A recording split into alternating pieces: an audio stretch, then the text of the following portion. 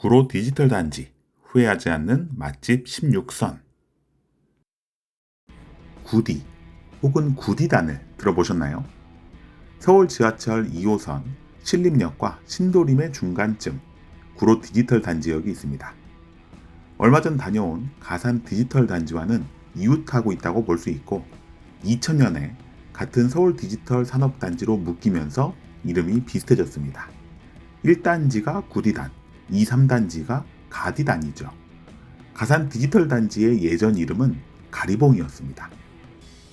사실 구디단의 2000년 이전 이름은 구로공단이었습니다. 서울에도 공업단지가 있었다는 사실이 생소한 젊은 세대도 있겠지만 1980년대까지 구로공단은 의류, 섬유, 봉제 위주의 경공업이 발달한 지역이었는데요. 장시간, 저임금 노동을 강요당하면서 노동운동의 메카가 되기도 했었습니다.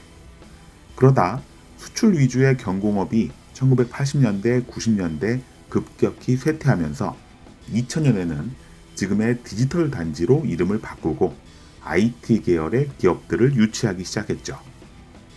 지금은 대륙 포스트타워, 지벨리 비즈 프라자, 코오롱 사이언스 밸리, 코오롱 디지털 타워 빌란트, G플러스 타워, 동일 테크노타운, 한신 IT 타워, 에이스 하이엔드 타워, 마리오 타워, 벽산 디지털 밸리, 지하이시티, 에이스 트윈 타워, 에이스 테크노 타워, 우림 EBG 센터, ENG 벤처 드림 타워 등의 오피스 시설이 1차부터 8차까지 구성되면서 빌딩 숲을 이루고 있습니다. 1차 옆에 2차가 붙어 있는 게 아니기 때문에 구디단, 가디단에 가면 항상 길을 잃기 십상이죠.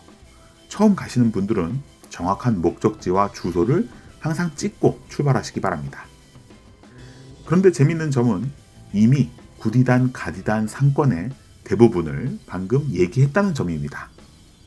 구디단, 가디단의 음식점이나 소매 서비스 시설 대부분은 저 건물들의 1, 2층과 지하 상가에 집중적으로 배치되어 있거든요. 그러니 직장 아래 상권이 형성되었다고 할 수 있을 정도로 전형적인 직장가 특징이 나타납니다.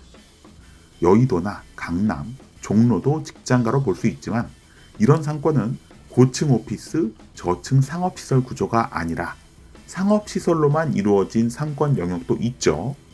지난 영상에서 살펴본 가디단은 정말 그런 곳을 찾기가 힘듭니다. 그나마 오늘 살펴보는 구디단은 깔깔거리나 대로변, 신대방역 방면으로 상업시설만 밀집한 구역이 있는 편이고요.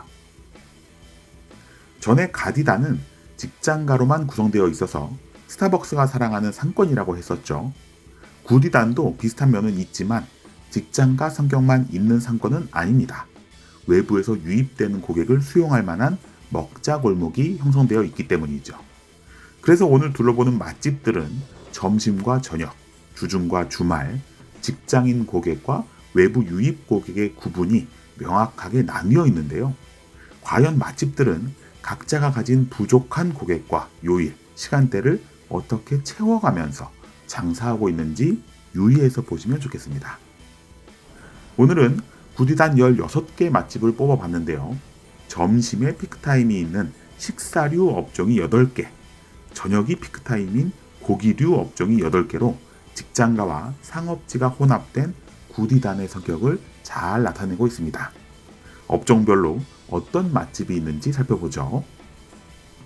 먼저 저녁까지 장사는 하지만 아무래도 평일 점심시간대 직장인이 주 고객층인 업종들과 맛집들부터 알아보겠습니다. 첫 번째 업종은 초밥 전문점인데요. 구디단에는 초밥 맛집이 많습니다. 먼저 대령 포스트타워 1차에는 회전초밥집이 2개나 있는데요. 지하 1층에 있는 최우영 스시와 지상 2층에 있는 갓파 스시 구로점입니다. 워낙 건물 하나하나가 크기 때문에 지하 1층에만 30개 정도의 음식점이 있을 정도여서 한 건물에 초밥집이 2개 있는 게 이상하진 않지만 그래도 같은 업종에 심지어 같은 회전초밥이라는 판매 방식을 가진 다른 맛집이 이렇게 한 건물에 몰려있는 게 평범한 일은 아니죠. 그만큼 부담 없이 즐길 수 있는 저렴한 회전초밥에 대한 직장인 수요가 크다는 것을 의미하는 것 같습니다. 산업단지와 깔깔거리 주변에도 횟집이나 초밥집은 덜어 있지만 다음 초밥 맛집은 상무초밥 구로 디지털점을 뽑고 싶은데요. 제가 강의하거나 우수 사례로 뽑는 프랜차이즈 중에 1티어인 것 같습니다. 맛과 품질, 서비스와 청결도는 기본이고 매장별 특성화와 로컬 스토어 마케팅 전략까지 강의해달라고 하는 욕심 많고 머리 좋은 프랜차이즈죠. 구로 디지털점은 직장 밀집 지역보다는 지하철역 앞쪽 유동인구를 타깃으로 하면서 주말까지 영역을 확장하고 있고 배달을 강화하는 전략도 엿보입니다. 상권이 채우지 못하는 부분을 입지와 채널 전략으로 메꾸는 모습이죠. 역시 머리가 좋은 브랜드입니다. 마지막 초밥 맛집은 은행골 본점인데요. 참치와 스르르 부서지는 밥으로 유명한 은행골의 본점이 여기 구디단에 있습니다. 사실 초밥은 다채로운 구성, 즉 여러 생선 종류나 조리 방법, 곁들이는 조합의 변화를 통해 다양한 초밥을 맛보는 게 매력인데요. 은행골은 참치의 스페셜리스트가 되기로 마음먹고 다양한 초밥 중에서도 참치에 힘을 줍니다. 그 안에서 다양함을 찾고 참치를 기본으로 한 다른 조합을 찾죠. 역발상으로 생각해낸 한 점 돌파. 요즘 외식업에 필요한 뛰어난 전략이었다고 생각합니다. 다음은 식사류지만 조금 뜨끈한 쪽으로 가볼까요? 부대찌개, 낙곱새, 곰탕, 중식 맛집을 하나씩 소개합니다. 먼저 부대찌개 대사관 구로 디지털 본점인데요. 이 주변에서 리뷰수로는 1등을 달리는 맛집입니다. 다양한 TV, 유튜브 등에 소개되었는데 넉넉한 해물과 다진 고기, 중간에 올라간 치즈 한 장이 이 부대찌개집은 찐이로구나 생각하게 합니다. 또 대부분의 리뷰에서 알 수 있는데 사진과 실물이 거의 유사해서 사진에 속을 일이 없다는 얘기가 많습니다. 보는 것만으로도 무슨 맛인지 상상되는 아는 맛. 구디 핫플 1위를 달리는 건 이유가 있죠. 부족한 저녁 시간대를 메꾸기 위해 낮엔 밥, 밤엔 술 같은 슬로건과 메뉴 개발의 노력들도 가게 이곳저곳에서 찾을 수 있습니다. 이번에는 513 낙곱새 구로 디지털 직영점입니다. 낙곱새는 술안주로 더 어울릴 것 같지만 실제로는 식사로 찾는 경우가 더 많고 특히 직장가에서는 말할 것도 없는데요. 제가 생각하기에 낙곱새에서 가장 중요한 건 곱창에 들어간 곱의 양입니다. 낙지나 새우, 양념장이나 콩나물 같은 아이템으로는 차별화를 주기 어렵기 때문에 곱이 얼마나 들어있고 끓일 때마다 국물에 얼마나 배어 나오느냐가 생명인 거죠. 그 포인트를 아주 잘 알고 있는 가게라는 생각이 들었습니다. 세 번째 국물은 곰탕인데요. 남대문 본점과 구디단 두 곳만 운영하는 금성관 나주곰탕입니다. 곰탕과 수육, 육전이라는 심플하지만 효과적인 구성, 거기에 수육, 육전과 찰떡인 동동주를 무료로 주는 이벤트. 전체적인 가격대가 낮은 게 아니지만 동동주를 먹게 되면서 자연스레 안주를 시키게 되고 점심 식사 위주의 식당인데 저녁까지 안진뱅이가 되게 하는 전략이 훌륭합니다. 거기에 깔끔한 매장 상태가 한 스푼 얹어지니 크게 떨어질 일이 없어 보이네요. 여름 장사에 대한 고민은 조금 필요하겠습니다. 다음은 중식당 천미미 구로점입니다. 지난 삼성중앙역편 맛집 20선에도 선정됐었던 브랜드로 기억하는데요. 구로점은 산업단지보다는 지하철역 대로변 쪽에 가깝습니다. 직장가에서 중국집은 원래 인기가 많지만 오피스 건물은 저녁 회식까지 가능한 큰 매장, 고급 매장이 들어가기 힘든 단점이 있는데요. 천미미 구로점은 산업단지와 거리가 있어서 직장 고객 손님을 조금 잃더라도 예약 손님, 회식 손님, 주말 손님, 유동 손님을 잡겠다는 전략이 숨어 있는 듯합니다. 그리고 그 전략은 잘 먹히고 있는 것 같네요. 이번에는 저녁 시간대 고기 맛집을 찾아봅니다. 먼저 구디단 역 앞 먹자골목 깔깔거리 중에서도 산업단지 방면으로 가장 가까운 골목을 살펴보겠습니다. 지하철역 3번 출구로 나와 왼쪽으로 들어가면 나오는 골목이죠. 이 골목에는 고기류 맛집들이 쫙 깔려 있는데 그중 첫 번째로 만나는 집이 마찬들 구로점입니다. 역시 삼성중앙역편 20선에도 포함됐던 브랜드인데요. 14일 숙성 삼겹살을 브랜드로 직장과 회식 장소로 제격인 느낌입니다. 고깃집은 저녁은 잘 도는데 점심이 문제이기 때문에 예약을 하면 점심에도 고기를 먹을 수 있도록 미리 구워 놓는다든지 점심 특선 메뉴를 준비해 놓은 모습이 눈에 띕니다. 치열한 고민의 흔적이 느껴지죠? 두 번째는 신림 춘천집 구로 디지털 직영점입니다. 중고등학생 시절부터 신림역 춘천집 닭갈비는 자주 갔었는데 그 느낌과는 전혀 다른 내 외관을 가지고 있죠. 예전에는 서울에서 많이 찾아볼 수 있었던 춘천식 닭갈비가 많이 없어졌기 때문에 명맥을 지키는 신림 춘천집은 의미가 있지만 구디단점은 지켜야 할 것은 맛과 전통이지 매장 분위기가 아니다라는 사상으로 설계한 것 같습니다. 좋은 설계였다는 생각이 드네요. 맛은 그대로인데 훨씬 깔끔한 느낌이 듭니다. 세 번째는 니켈 고깃집인데요. 수많은 돼지고기 맛집이 주변을 둘러싸고 있는 와중에 도발적인 멘트를 던집니다. 그 돈으로 돼지고기 드신다고요? 와규 맛집이 가성비로 붙어보자는 도전장이겠죠? 그래서인지 맛있고 고기 질이 좋다는 평가 다음으로 가성비가 좋다는 평가가 많습니다. 이 정도 자신감, 이 정도 친절함, 그리고 뾰족한 가성비 무기가 있다면 이런 골목에서도 맛집 순위에 드는 겁니다. 이 골목의 마지막 강자는 월화식당 구디단점을 뽑았습니다. 월화고기 보라매점, 물레점, 상암점, 월화식당 마포점, 지난번 소개한 열정도 고깃집까지 모두 다녀본 월화고기 마니아로서 오겹, 삼겹, 목살, 살치, 부채, 차돌육회 같은 고기 품질은 보장이 된 것 같고요.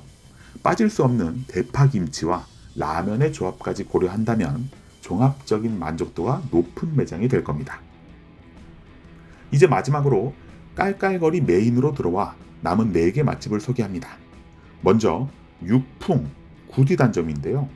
일단 저는 고깃집 업체 등록 사진을 이렇게 올려놓는 것이 최상이라고 생각합니다. 시각과 후각과 식감을 자극하는 데다 심지어 이때의 가게 분위기나 온도까지 느껴지게 하는 사진이죠. 그리고 그 사진대로 실제가 나타났을 때 손님이 느끼는 감동과 만족은 어떤 100마디 말보다 효과적입니다. 그리고 이 정도 사진을 찍어서 올리는 사장님이라면 맛은 당연하고 가게의 준비 상태, 직원들의 친절함, 손님에 대한 태도가 어느 정도일까 기대하게 되지 않나요? 진심이 느껴지는 맛집입니다. 그 바로 옆집인 옛날 황소곱창도 빠뜨릴 수 없는 맛집입니다.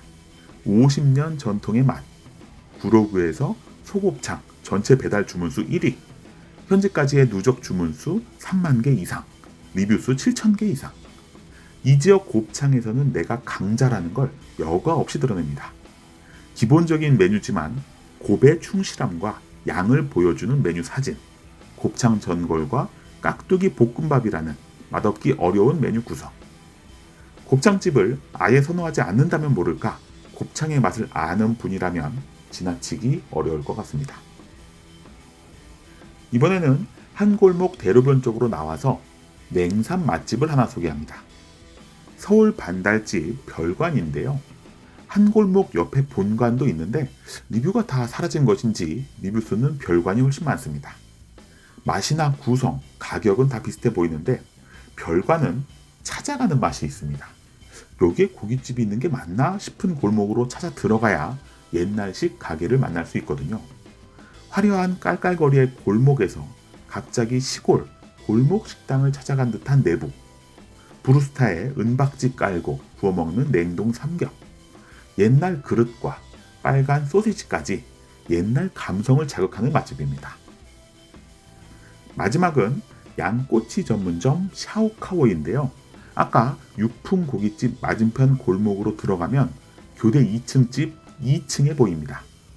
양고기 전문점 치고는 조금 모던한 분위기인데 양갈비나 꼬치나 냄새가 많이 난다는 막연한 선입견을 잘 해소하는 느낌입니다.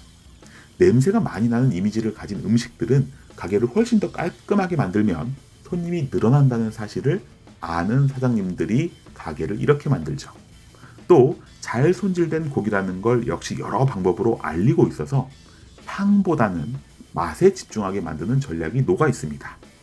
뭘 좀 아시는 사장님 같죠? 사실 여러 맛집들을 더 많이 촬영했는데 그중에 직장가로서의 맛집과 먹자 골목으로서의 맛집으로 나눠 선별했습니다. 선별이 어려울 만큼 맛집들이 꽤 많이 분포하고 있고 낮부터 새벽까지 이용할 수 있을 만큼 상권을 구성하는 업종도 다양해서 완성도가 높은 상권입니다. 다만 위에서 한 번씩 언급했던 깔깔거리라는 이름만 조금 바꾸면 어떨까 싶네요. 음식점은 깔끔하게 음식을 차리고 이용객은 깔끔하게 남기지 않고 먹고 간다고 해서 붙인 이름인데 취지나 의도는 좋지만 놀고 먹기 좋은 환경과 유동인구를 가졌음에도 이 거리를 부를 때마다 언밸런스한 느낌이 드니까요.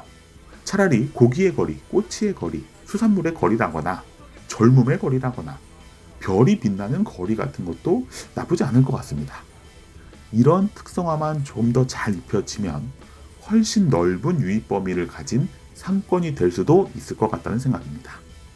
어떤 색을 입게 되면서 앞으로 어떤 방향으로 나가는 상권이 될지 지켜보죠. 상권 읽어주는 남자 주일장이었습니다.